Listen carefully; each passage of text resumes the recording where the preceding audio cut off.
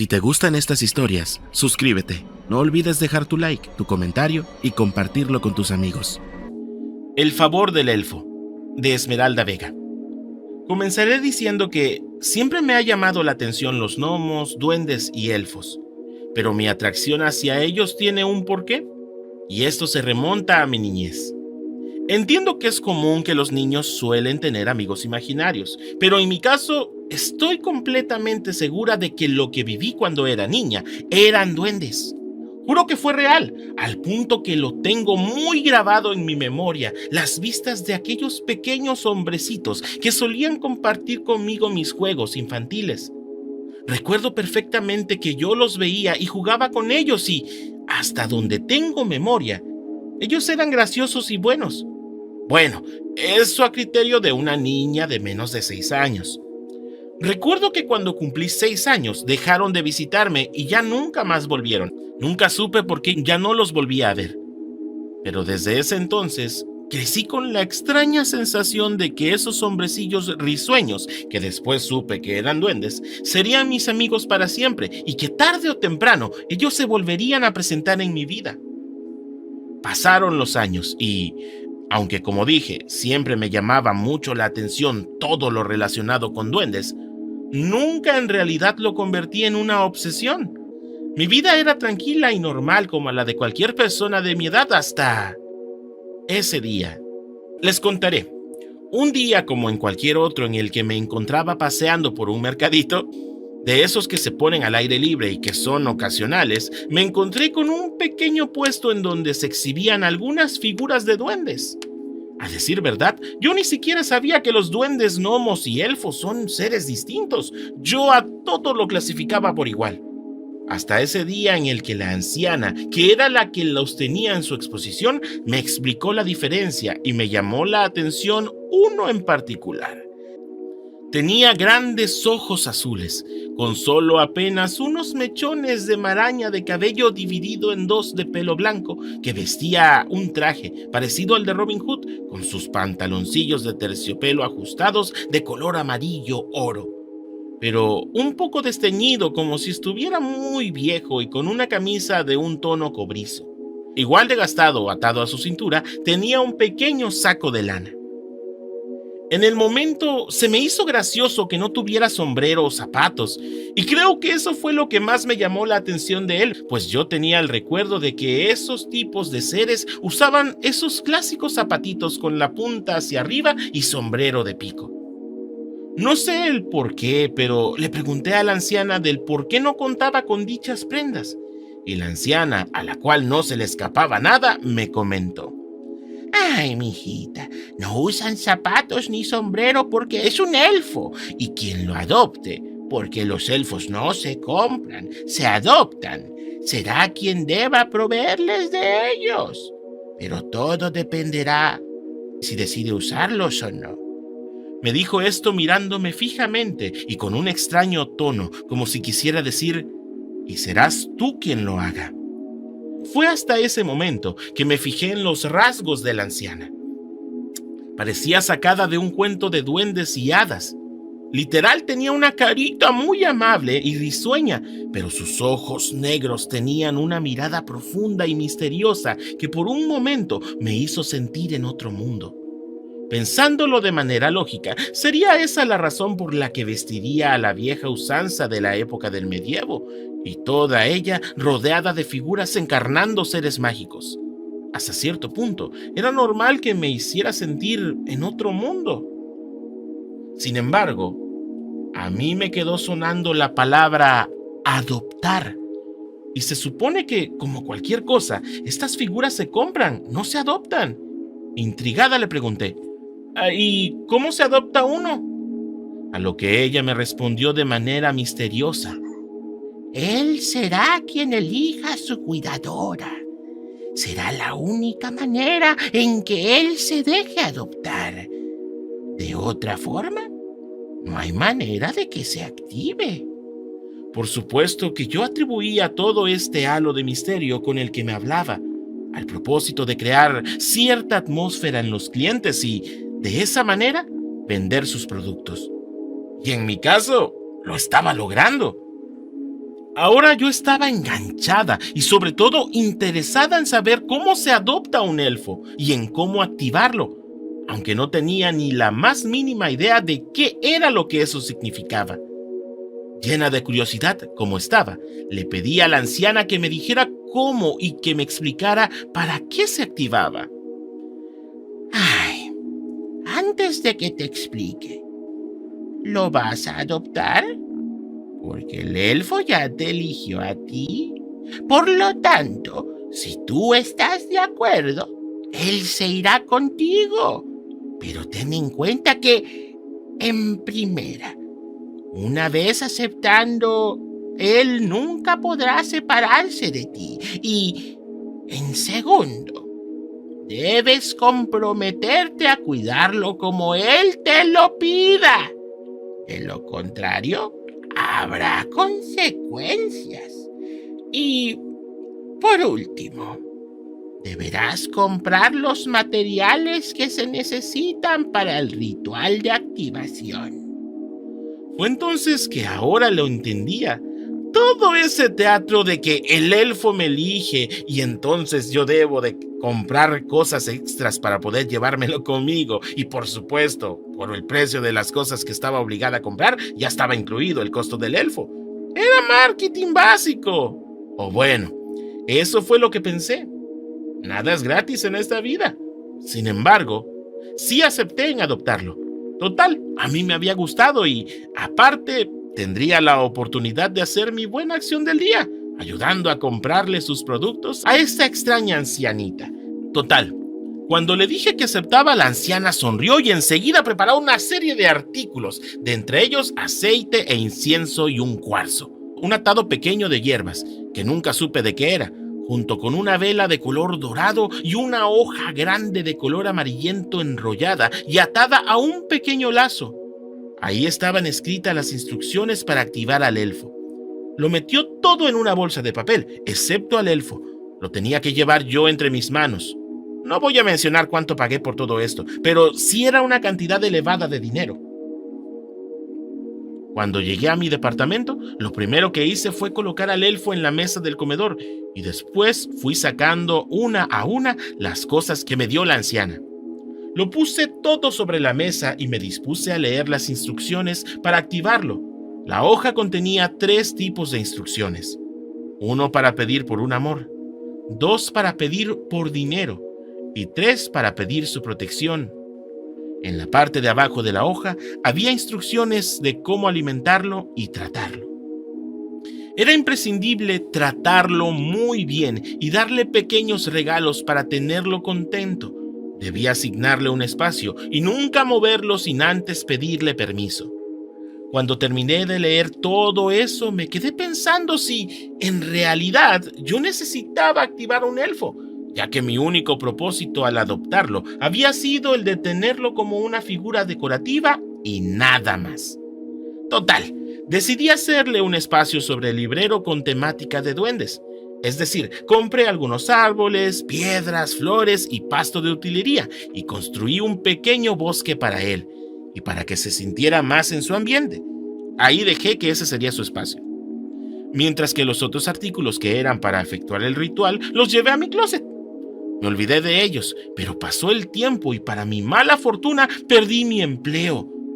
Tenía algunos ahorros y al principio no me preocupó tanto, pero al pasar los días y ver que, por más que buscaba, no encontraba, empecé a desesperarme, pues tenía un montón de gastos encima. Fue entonces cuando me acordé de él. No creía mucho en esas cosas, pero, dada mi desesperación, había tomado la decisión de activarlo. Total, si no resultaba, ¿qué podía perder? La preocupación y desesperación llegan a ser tan abrumadores que pueden llevarnos a recurrir a cosas impensables. Así que esperé la próxima luna llena, que para mi suerte de aquel entonces sería en 5 días, y me dispuse a realizar el ritual. Lo hice cuidadosamente paso por paso, asegurándome de decir las palabras correctas y de mezclar en el orden requerido todos los menjurjes que me habían dado. Llena de esperanzas, esperé que me empezara a surtir efecto. Pero para mi decepción, Miraba cómo pasaban los días y todo seguía igual o peor. No había un solo cambio a mi favor. Temía terminar con mis ahorros y empezar a vender mis cosas de valor. Pero pasó casi todo un mes y, a pesar de haber hecho aquel dichoso ritual para activar el elfo, no había resultado evidente.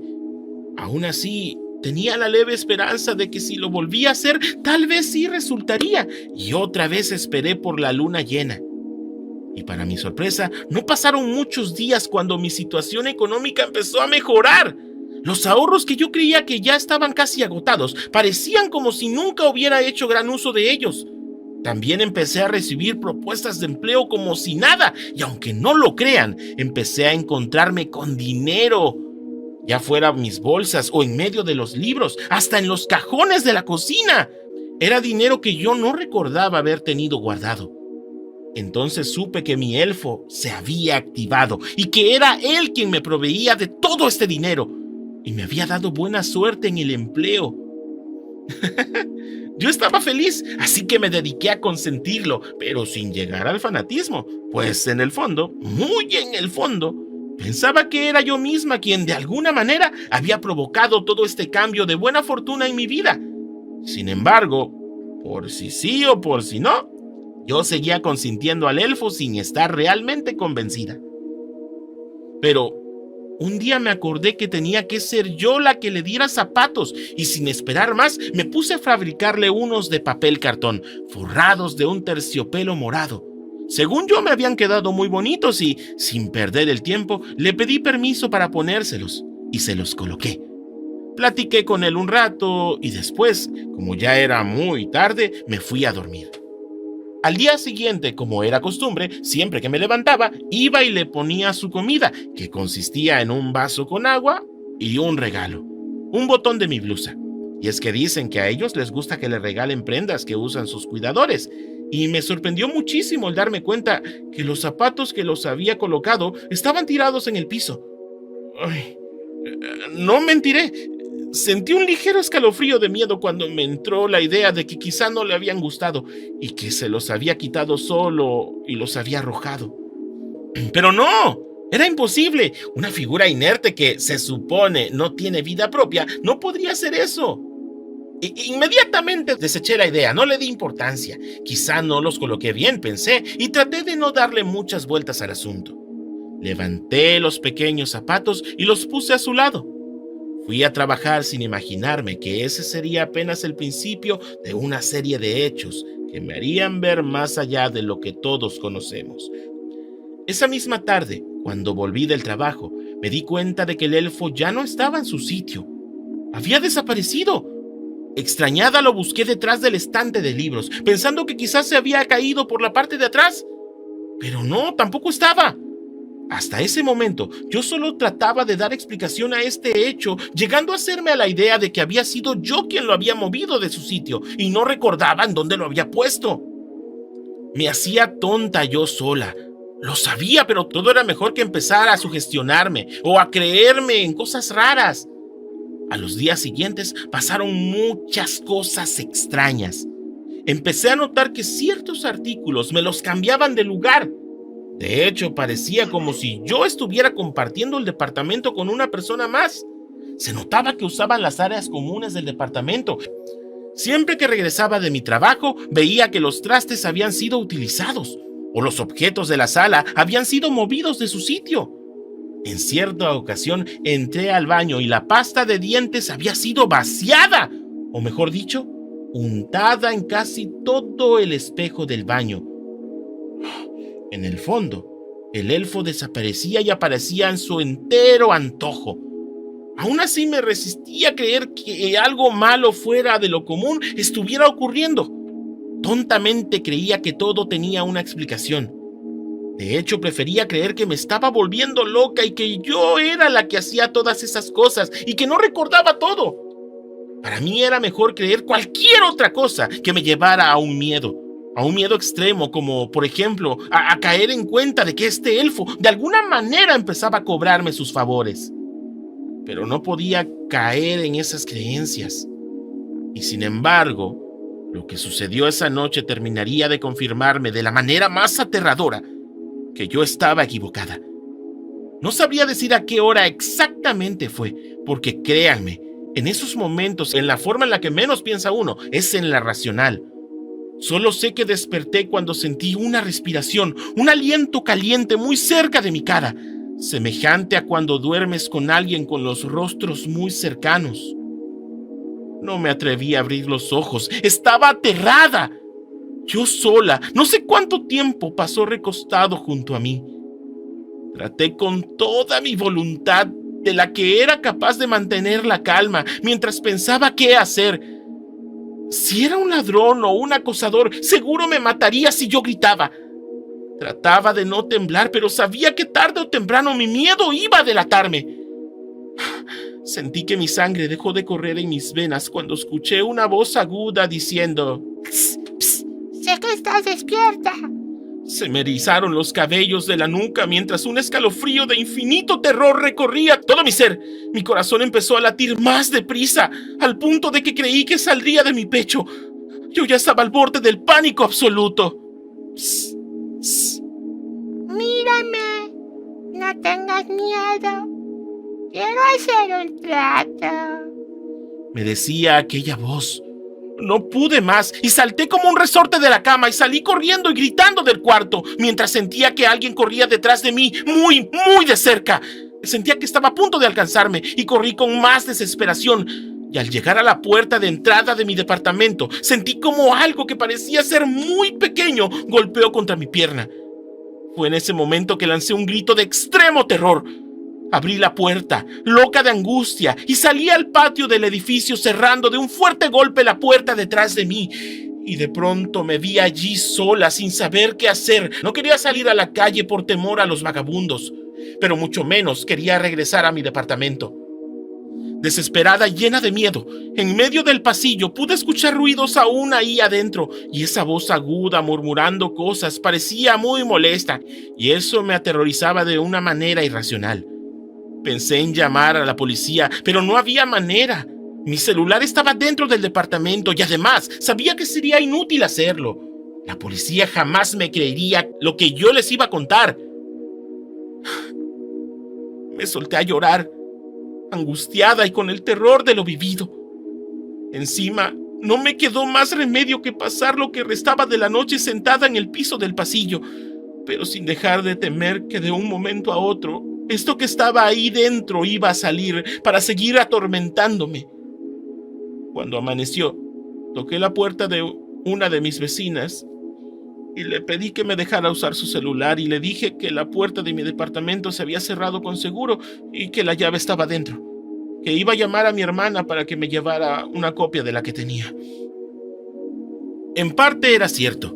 Le llamé a mi hermana para pedir que viniera. De ninguna manera iba a entrar yo sola a ese departamento. Unos 30 minutos después vino mi hermana.